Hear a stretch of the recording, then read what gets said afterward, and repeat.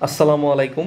এই ভিডিওতে আমরা বৃত্ত অধ্যায়ের উপপাদ্য নম্বর 18 অর্থাৎ বৃত্তের সকল সমান যে কেন্দ্র থেকে সমদূরবর্তী এই উপপাদ্যটি প্রমাণ করার চেষ্টা করব। এই উপপাদ্যটি বৃত্ত অধ্যায়ের খুবই গুরুত্বপূর্ণ একটি উপপাদ্য। তাহলে চলো উপপাদ্যটির প্রমাণ দেখা যাক।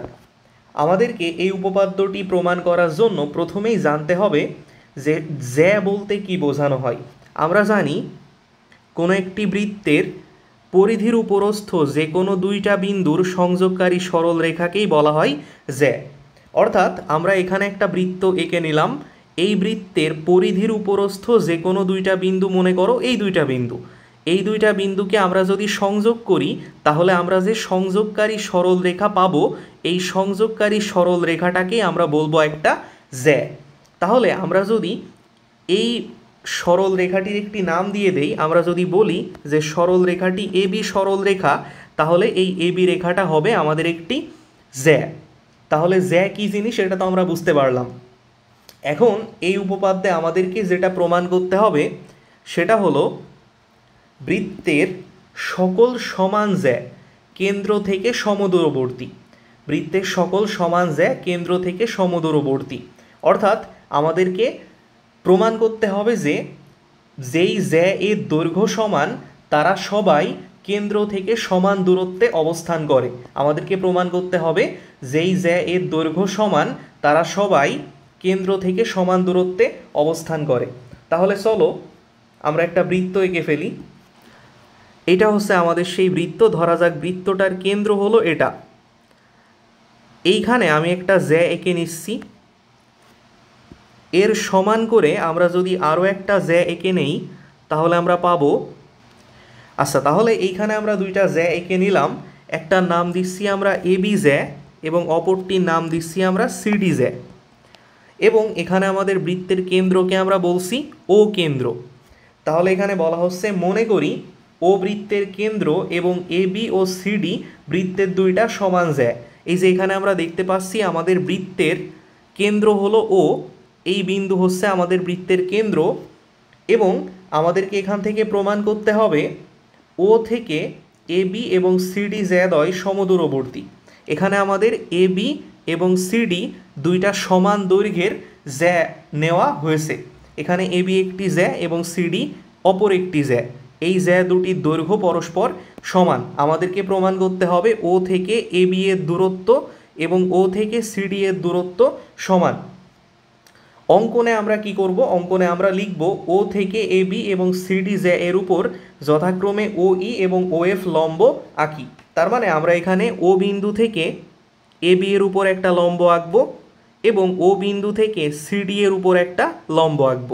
ও বিন্দু থেকে এবি এর উপর অঙ্কিত লম্বের নাম দিচ্ছি আমরা ও ই এবং সিডি এর উপর অঙ্কিত লম্বের নাম দিচ্ছি আমরা ও এফ। এখন আমরা ও এবং এ বিন্দু যোগ করে দিব এবং ও এবং সি বিন্দু যোগ করে দিব। তাহলে এই ছিল আমাদের হচ্ছে অঙ্কনের পার্ট। এখন আমরা চলে আসি প্রমাণে।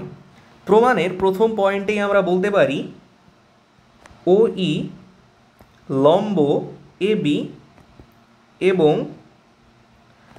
ও এফ লম্ব সিডি। আমরা কি লিখলাম? আমরা এখানে লিখলাম ও ই এবি এর উপর লম্ব, আমরা লিখলাম ও ই লম্ব এবি এবং ও এফ লম্ব সিডি। এবং আমরা এখানে দেখতে পাচ্ছি ও ই কিন্তু এবি এর উপর লম্ব। আমরা কিন্তু অঙ্কনে লিখছিলাম যে ও বিন্দু থেকে এবি এর উপর ও ই লম্ব আঁকি এবং ও বিন্দু থেকে সিডি এর উপর ও এফ লম্ব আঁকি। তাহলে ও ই এবি এর উপর লম্ব এবং ও এফ সিডি এর উপর লম্ব। তাহলে এখানে আমরা প্রথমে লম্ব এঁকে নিব।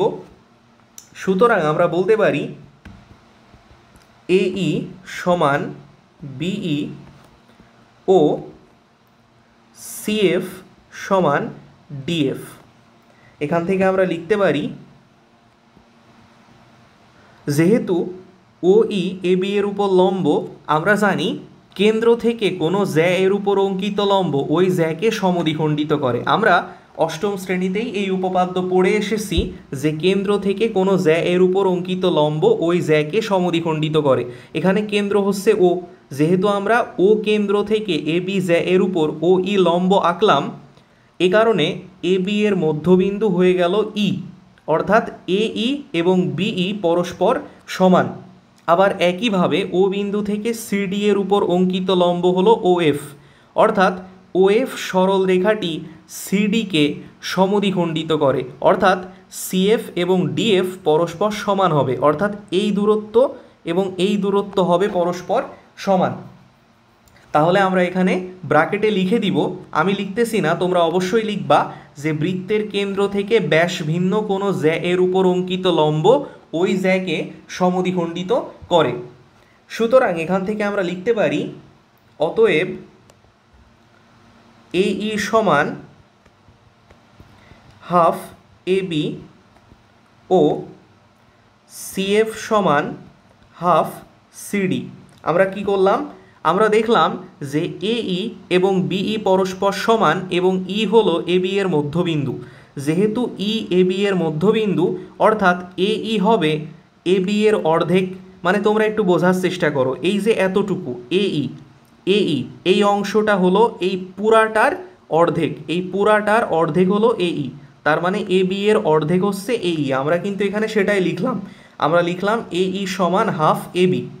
আবার একইভাবে ও বিন্দু থেকে যেহেতু সিডি এর উপর ওএফ লম্ব আঁকা হয়েছে, ফলে এফ হচ্ছে সিডি এর মধ্যবিন্দু, এফ হচ্ছে সিডি এর মধ্যবিন্দু। তাহলে আমরা বলতে পারি সিএফ হলো সিডি এর অর্ধেক। সিএফ হচ্ছে মানে এতটুকু হচ্ছে সিডি এই পুরোটুকুর অর্ধেক, সিএফ হলো সিডি এর অর্ধেক। এখানে আমরা সেটাই লিখলাম যে সিএফ সমান হাফ ইন্টু সিডি। এরপরে 2 নম্বর ধাপে আমরা বলতে পারি এবি সমান সিডি। এবি সমান সিডি, এটা কিন্তু আমাদের কাছে বলাই ছিল। কেন? কারণ প্রথমেই আমাদের কাছে বলে নেওয়া হয়েছে যে আমাদের জ্যা দুইটার দৈর্ঘ্য পরস্পর সমান। প্রথমে আমাদেরকে বলে নেওয়া হয়েছে যে দুইটা জ্যা এর দৈর্ঘ্য সমান। যেহেতু এবি জ্যা এবং সিডি জ্যা এর দৈর্ঘ্য পরস্পর সমান, তাহলে আমরা লিখতে পারি এবি সমান সিডি। এখন যদি আমরা উভয় পক্ষে হাফ দিয়ে গুণ করি, তাহলে আমরা পাবো বা হাফ এবি সমান হাফ সিডি, বা এখান থেকে আমরা হাফ এবি এর পরিবর্তে লিখতে পারি, আমরা হাফ এবি এর পরিবর্তে লিখতে পারি এই। এখানে আমরা হাফ এবি এর পরিবর্তে কি লিখতে পারি, হাফ এবি এর পরিবর্তে আমরা লিখতে পারি এই।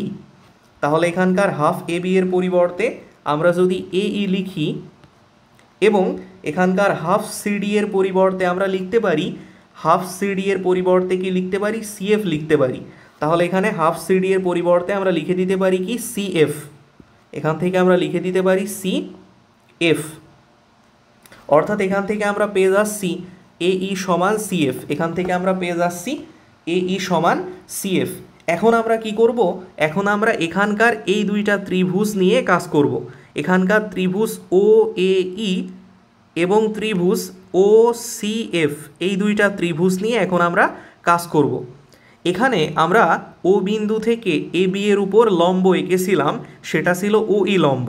যেহেতু এটি একটি লম্ব, অর্থাৎ এই কোণটা অবশ্যই হবে 90 ডিগ্রি। তার মানে ও এ ই ত্রিভুজটা আসলে হবে একটি সমকোণী ত্রিভুজ, কারণ আমরা জানি যে ত্রিভুজের একটি কোণ সমকোণ তাকে সমকোণী ত্রিভুজ বলা হয়। যেহেতু ও বিন্দু থেকে এ বি এর উপর ও ই লম্ব আঁকা হয়েছে, ফলে এই কোণটি হয়ে যাবে 90 ডিগ্রি। আবার একইভাবে ও সি এফ ত্রিভুজের ক্ষেত্রে ও বিন্দু থেকে সিডি এর উপর ও এফ লম্ব আঁকা হয়েছিল, ফলে এই কোণটিও 90 ডিগ্রি বা সমকোণ হবে। অর্থাৎ ও সি এফ এই ত্রিভুজটিও হবে একটি সমকোণী ত্রিভুজ। তাহলে আমরা লিখতে পারি, আমরা 3 নম্বর ধাপে গিয়ে লিখতে পারি ত্রিভুজ ও এ ই ও ত্রিভুজ ও সি এফ সমকোণী ত্রিভুজে। আমরা এখানে কোন দুইটা ত্রিভুজ নিলাম, আমরা নিলাম ত্রিভুজ ও এ ই অর্থাৎ এই ত্রিভুজটা এবং ত্রিভুজ ও সি এফ অর্থাৎ এই ত্রিভুজটা। আমরা এখন এই দুইটা ত্রিভুজ নিয়ে কাজ করব। এখন যেহেতু দুইটা ত্রিভুজই সমকোণী ত্রিভুজ, ফলে তাদের কিন্তু ও ই এ অর্থাৎ এই কোণটা এবং ও এফ সি এই দুইটা কোণ কিন্তু আগে থেকেই সমান। এদের এই দুইটা কোণ আগে থেকেই কি আছে, আগে থেকেই সমান আছে। তাহলে এখান থেকে আমরা লিখতে পারি এই দুইটা ত্রিভুজের ক্ষেত্রে কোণ ও ই এ সমান কোণ ও এফ সি। আবার আমরা লিখতে পারি এই দুইটা ত্রিভুজের ক্ষেত্রে অতিভুজ ও এ এবং ও সি পরস্পর সমান। এই দুইটা ত্রিভুজের অতিভুজ ও এ এবং ও সি পরস্পর সমান, কারণ ও এ এই বৃত্তের ব্যাসার্ধ, আবার ও সিও এই বৃত্তের ব্যাসার্ধ। আর আমরা জানি একটি বৃত্তের ব্যাসার্ধ সবসময় কি হয়, সমান হয়। তাই ও এ এবং ও সি হবে পরস্পর সমান। কেন? কারণ এরা হলো একই বৃত্তের ব্যাসার্ধ। ও এ এবং ও সি হলো একই বৃত্তের ব্যাসার্ধ, আর একই বৃত্তের সকল ব্যাসার্ধ পরস্পর সমান হয়। তাহলে এখান থেকে আমরা লিখতে পারি ও এ সমান ও সি। আমরা পাশে ব্র্যাকেটে লিখে দিব, কারণ একই বৃত্তের ব্যাসার্ধ, কারণ এরা হলো একই বৃত্তের ব্যাসার্ধ। এরপরে আমরা বলতে পারি, আমরা এখানে প্রমাণ করে নিছিলাম যে এ ই সমান সিএফ। আমরা প্রমাণ করছিলাম এ ই সমান সিএফ, অর্থাৎ এ ই এবং সিএফ এই অংশটুকু পরস্পর সমান। অর্থাৎ এখান থেকে আমরা লিখতে পারি এ ই সমান সিএফ। অর্থাৎ ত্রিভুজ ও এ ই এবং ত্রিভুজ ও সিএফ এই দুটি ত্রিভুজের ক্ষেত্রে আমরা দেখতে পেলাম এই দুইটা ত্রিভুজের একটি কোণ পরস্পর সমান এবং দুইটি বাহু পরস্পর সমান। আমরা জানি দুইটা ত্রিভুজের একটি কোণ এবং দুইটি বাহু পরস্পর সমান হলে ওই দুইটা ত্রিভুজ একে অপরের সর্বসম ত্রিভুজে পরিণত হয়। তাহলে আমরা বলতে পারি ত্রিভুজ ও এ ই এবং ত্রিভুজ ও সিএফ এই দুইটা ত্রিভুজ পরস্পর সর্বসম ত্রিভুজ। আমরা বলতে পারি ত্রিভুজ ও এ ই এবং ত্রিভুজ ও সিএফ এই দুইটা ত্রিভুজ সর্বসম ত্রিভুজ। অতএব ত্রিভুজ ও এ ই সর্বসম ত্রিভুজ ও সি এফ। এখানে আমি যে চিহ্নটি ব্যবহার করলাম এটি হলো সর্বসম চিহ্ন। এই চিহ্নটি হলো সর্বসম চিহ্ন। তাহলে আশা করি এতটুকু তোমরা বুঝতে পারছো। এখন যেহেতু এই দুইটা ত্রিভুজ পরস্পর সর্বসম, অর্থাৎ এখানকার ও এ ই এবং ও সি এফ ত্রিভুজ দুইটি যেহেতু পরস্পর সর্বসম, সুতরাং অবশ্যই ও ই এবং ও এফ এই দুইটা বাহুও পরস্পর সমান হবে। যেহেতু এই দুইটা ত্রিভুজ পরস্পর সর্বসম হয়ে গেছে, ফলে ও ই বাহু এবং ও এফ বাহু পরস্পর কি হবে, পরস্পর সমান হবে। সুতরাং আমরা লিখতে পারি ও ই সমান ও এফ। এখন কথা হচ্ছে যে ও ই কিন্তু আসলে কেন্দ্র ও থেকে এ বি এর দূরত্ব নির্দেশ করে। ও ই আসলে কি নির্দেশ করে? কেন্দ্র ও থেকে এ বি জে এর দূরত্ব। আবার একইভাবে ও এফ কেন্দ্র ও থেকে সিডি জে এর দূরত্ব নির্দেশ করে। কেন্দ্র ও থেকে সিডি জে এর দূরত্ব নির্দেশ করে ও এফ। তার মানে আমরা আসলে প্রমাণ করে ফেললাম যে এ বি জে এবং সিডি জে পরস্পর কেন্দ্র থেকে সমদূরবর্তী। আমরা প্রমাণ করে ফেললাম এ বি জে এবং সিডি জে ও কেন্দ্র থেকে সমান দূরে অবস্থান করে, কেননা ও ই এবং ও এফ পরস্পর সমান। তাহলে এই ছিল আমাদের আজকের প্রমাণ। আশা করি তোমরা আজকের ক্লাসটি বুঝতে পেরেছো।